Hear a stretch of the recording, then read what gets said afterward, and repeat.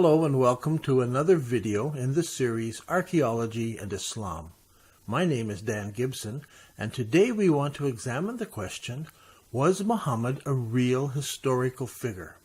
Let me start by saying that while I have researched the history of Mecca and the archaeology of Arabia, I have never tried to cast doubt that Muhammad existed. I believe he did exist. The only changes I'm suggesting are geographical ones and how they impact the account of early Islam. But I hear many objections to my theory, and most of them are around the existence of Muhammad. But I'm not like some scholars who doubt the existence of Muhammad. I believe he was a real person.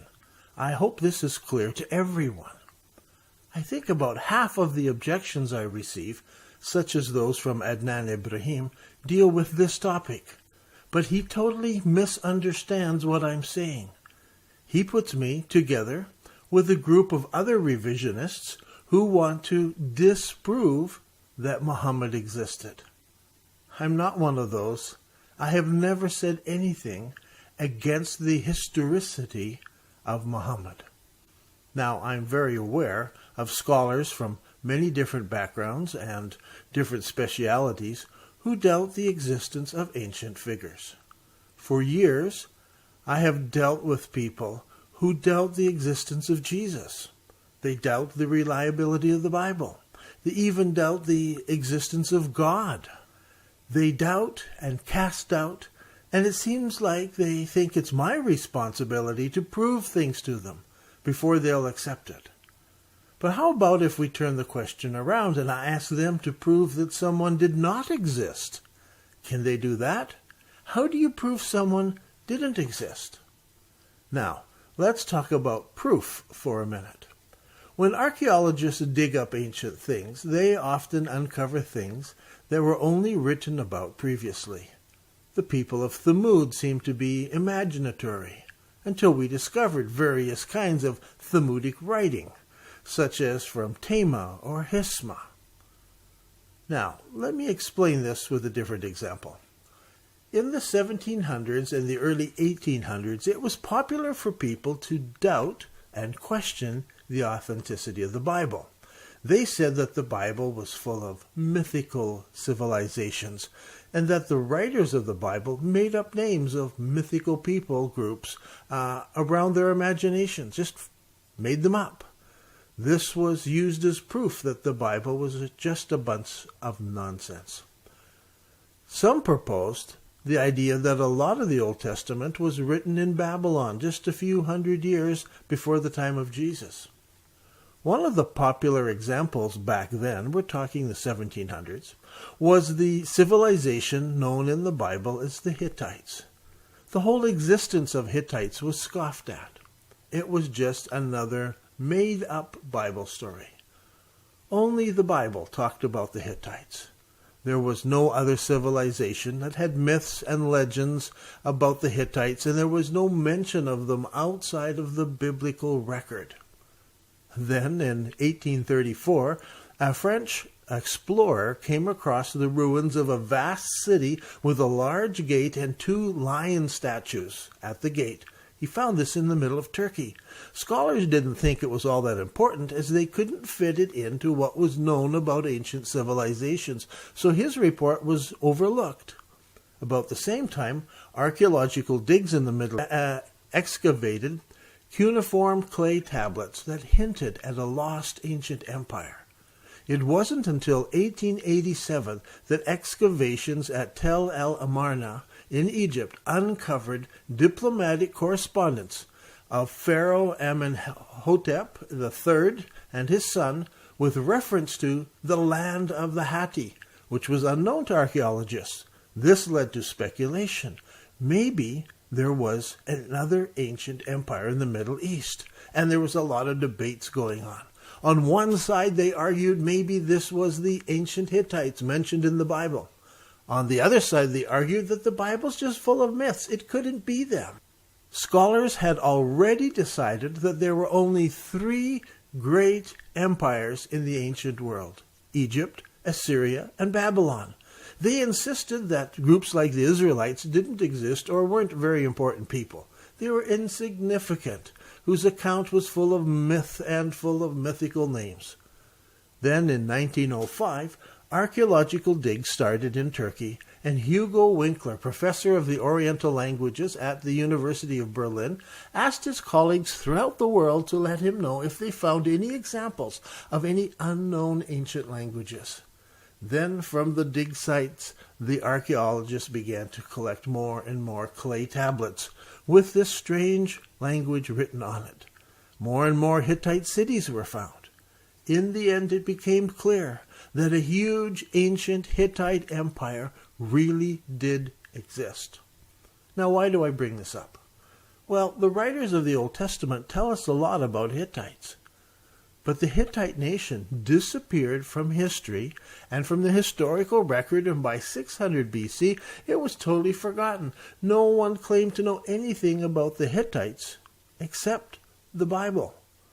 So it became popular to say the Bible had made up stories in it. But now we know the truth.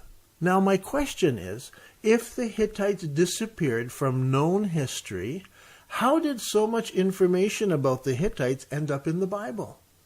They're mentioned during the time of Abraham, and during the time of Moses, and during the time of King David. If the Bible was made up so much later, how did the writers at that time even know that the Hittites existed? Instead of disproving the Bible, for me at least, it seems to prove the Bible. It seems to prove it's a very ancient text. Even to this date, I hear university professors casting doubt on the Bible because it contains mythical civilizations. The argument still seems to hang on, even though it collapsed a long time ago. So I urge you, do not be discouraged about people who doubt the existence of Muhammad. Archaeologists are only now beginning to uncover things. Doubting the existence of someone is not proof that they never existed. Let me repeat that. Doubting the existence of something or someone is not proof that they never existed. It's not your responsibility to have to defend the existence of Muhammad. It's their responsibility to prove that he never existed. They can question all they want, but how can they prove he never existed? You will find everywhere you go people who doubt the existence of the prophets. This has been the case from the very beginning. They ask, did the prophets exist? They ask, who is a true prophet? Now, those are two very important questions. People will question the existence of King David, and we will look at the archaeology of David in another video. There are people who question the existence of Solomon, and we will look at the archaeology of Solomon in another video. There are people who question the existence of Abraham, and we will look at the archaeology of Abraham in another video. People question the existence of Moses, and we will look at the archaeology of Moses in another video. We have lots of videos that we're planning in this series. So do not be surprised when people question the existence of prophets. So how do we tell if an ancient people existed? Now here are 5 things we can look at. This is my list, and these are my 5 criteria that I like to analyze things by. First of all, does their actual name, is it written on ancient material such as coins or inscriptions? Second, is the existence of these people acknowledged by the surrounding nations? Third, is there a large body of people that came out of this time that support it? Fourth, is there a large body of literature? And then fifth, supporting circumstantial evidence. Now this is my own list, not something I copied from somewhere. So let's apply these 5 criteria to the person of Muhammad. Is his actual name written on ancient material? Now here the opponents of the existence of Muhammad, they jump up and down and claim victory. They claim that we cannot find the name of Muhammad written anywhere in stone or on coins during the life of Muhammad. Now this is also claimed against the existence of Jesus and John the Baptist and so on. Show us a coin, they shout. Then we'll believe. Well, none of the prophets were in the business of making coins. They were not pushing their own agendas. They came as spokespersons for God. None of the founders of the world's great religions have anything written about them during their own lifetime. So it is not any surprise that we find this true about Muhammad. None of the earliest Islamic coins mention Muhammad, as Muhammad only ruled in Arabia. Now, as the Muslim armies moved out of Arabia, they didn't mint coins. They simply used the coins that were already in existence in those countries. There was no need to mint new coins. When you captured a city, you captured all of the coins in that city. So it wasn't until the time of Abd al-Malik, who focused on building the infrastructure of the Islamic world, that we start to find Muslim coins. It was Abd al-Malik who focused on uniting the people together. Up until his time, Greek was commonly used as well as Arabic. He was the first ruler to insist that Arabic be used as a common language and that all rules and laws be written in Arabic. He was the one who struggled to unite the Muslims, who at that time had two different qiblas. We can see this from the history of the qiblas. And so he united them so they agree on one qibla in Saudi Arabia. He built many of the first buildings in Mecca in Saudi. And so it comes as no surprise that the first coins that Abd al-Malik had minted had both Greek and Arabic written on them. What did they write on the coins? Muhammad's name? No. They used a large capital M for the Greek side. And they have this big M and then the Arabic writing around it. Soon after that, we find the Arabic shahada, or the witness, appearing on coins. So while we do not find the name of Muhammad on the very earliest coins, we find a large M on coins 90 years after Muhammad's life. So from this point on, we have coins that substantiate the existence of the caliphs with clear Islamic writings. Now, what about the surrounding nations? Byzantine Syria was aware of Muhammad within 2 years of his death at the very latest. Sebios, the church bishop who was alive during the time of Muhammad, wrote that the Arab invasion of Syria was between 632 and 634. He mentions that a false prophet had appeared among the Sarsians and dismisses Muhammad as an impostor on the ground that prophets do not come with a sword and chariots. In chapter 30 of his books, Sebios tells us that Muhammad gathered his army and they set out from the Paran desert and apparently marched towards the Moabite Rabbah, where they met the armies of the Byzantines. This would have been at Muta, just as the Islamic records tell us. But there's one major difference. In the Islamic records, it says they left from Medina and Mecca. In Sebios, they leave from Paran. This is very significant because Paran spans the area west and east of Wadi Araba, which includes the region of Petra. This entire area, both east and west of Wadi Araba, has been called Paran by ancient writers and was home to the ancient Nabatean people. Sebios is quite clear that the armies left from this area, while the Islamic writers speak of Mecca and Medina. How can this be rectified? Well, let's read some more. Later in the same chapter, Sebios notes that it talks about the second wave of Arab armies under Umar that came from the deserts of Sinai, not from Mecca or Medina in Arabia. When the sons of Ishmael had written and issued forth from the desert of Sinai, this is Sebios writing, their king Umar did not accompany them. Once again, he locates the source of Muslim armies as coming from the north of Arabia. This time he calls Paran the Sinai. As we know, Nabateans, those ancient people, originated in the area of Paran, and while the Nabatean capital was at Petra, they had other cities in the Negev and the Sinai. So Sebios once again identifies northern Arabia as the homeland of the Arabs. He does not attribute this to Medina or Mecca in Saudi Arabia. Now, many Muslims use these passages to argue about the existence of Muhammad.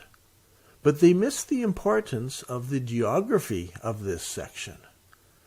Sebeos supports the idea of northern Arabia being the center of the Muslims. Now, there is another Armenian writer, Thomas Artzruni, who writes before his death in 887, and he tells us this. He says, "At that time, in a place of Petria, Arabia, Paran, named Mecca, the Mecca, he showed himself to brothers, bandits, warriors, and band chiefs, worshipping in a temple. From this it is clear that the Prophet Muhammad was not born and raised in Mecca in Saudi Arabia, but that he lived in the city of Mecca in Paran in Arabia Petria. Here the writer clearly calls it the Mecca and places it in southern Jordan." Now listen carefully. Thomas Artzruni gives the city two names. First he calls it Petria, Arabia, Paran. This is the Greek name. And then he tells us the Arabic name for the city, Mecca, the Mecca. Why does he emphasize this? Because by the time of his writing, Petra, known as Mecca, is abandoned, and Mecca in Saudi Arabia is the only Mecca still in existence. Please understand the importance of this. As we have said before, the city of Petra had two names. To the Greeks, it was known as Petra, but to the Arabs, the city of Petra was known as Mecca. And Thomas Artzruni says, the Mecca, just so you know for sure it's the same thing. It was not unusual for ancient cities to have different names given by different people at different times. So the Islamic records are not untrue when they talk about Muhammad and Mecca, because Petra and Mecca at that time were the same place. So when we read Islamic writings, we must remember that Mecca in Paran became and moved to become Mecca in Saudi Arabia. This is why my survey of early Islamic Qiblas is important, because it indicates when this change took place, when we should understand that the literature is referring to Petra or to Mecca, because both were known as Mecca. So, which one is it? You must know the dates, and you must look at the Qiblas to determine when that change took place. Now, a third evidence is a large group of supporting people at the time. We're back now talking about the historicity of Muhammad. Not only are there coins shortly after his death, but there is evidence from surrounding nations within 2 or 3 years after Muhammad's death. Now, a third test is a question: is there only a single or a few mention of this person, or is there a large body of people who support this? Well, listen, within 100 years of his death, there were so many followers of Muhammad, they had spread his name and his message over a very wide area, from Morocco all the way to Afghanistan. If you come and tell me some obscure fact from ancient history, and no one speaks of it or quotes of it afterwards, then I might doubt it. But if within a couple of years there are large crowds of people who attest to it, and who are willing to fight and even die for it, then it's worth considering.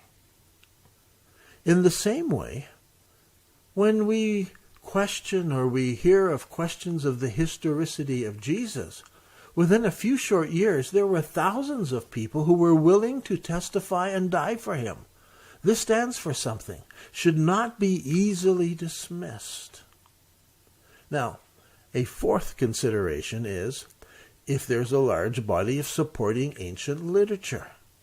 We have not only the hadiths and the histories written 250 years after the death of Muhammad, but there are also letters and personal correspondence of people who wrote about Muhammad and about Islam.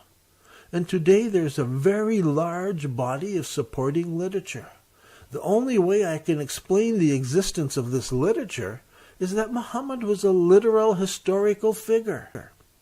Now last, what about other supporting evidences? For example, there are inscriptions written on rocks northwest of Taif in Saudi Arabia that are dated 78 years after the Hijrah.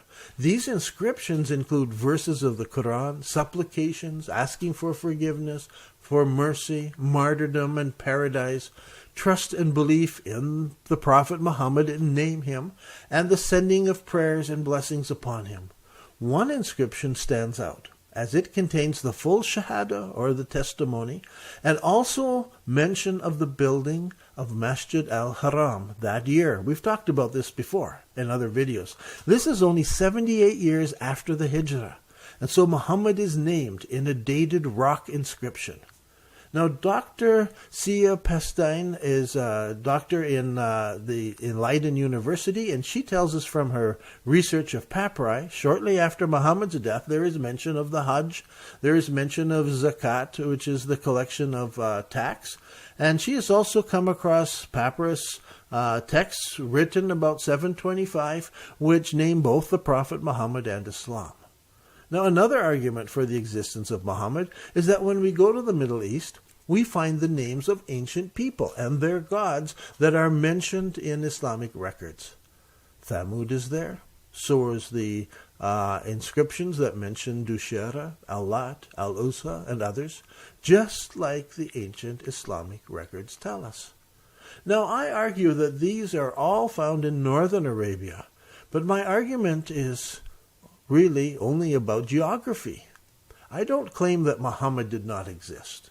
So what about people who argue that Muhammad never existed? Ask them to prove that Muhammad never existed. That's much harder to do. Do people make up fictional leaders and then fight and die for them? Give us one example where we know for sure that this happened in ancient history. No, people don't die for fictional characters. If Muhammad was just a made-up fictional leader, do you not think that the Byzantines would have caught on, and they would have argued about his existence? We have records of a debate that took place between Leo III, he was a Byzantine emperor, who was arguing with the Caliph Umar II over whose religion was right. This is only 85 years after the death of Muhammad. Did the Byzantines argue that Muhammad was just another made-up fictional character? No. They argued that General Hajjaj had written great parts of the Quran, and he had added those parts to what Muhammad had revealed. This is repeated several times from several different sources, and Umar doesn't deny it. But the existence of Muhammad is never questioned. Now, 1,300 years later, there are scholars who want to question the existence of Muhammad. I'm sorry. From all of this, I conclude that it seems obvious to me that there is sufficient evidence to support that Muhammad was a literal, historical figure. The question that people should really ask is, was Muhammad a true prophet? And what are the marks of a true prophet? But that will be the subject of another video sometime in the future. I'm Dan Gibson, and this has been another video in the series Archaeology and Islam.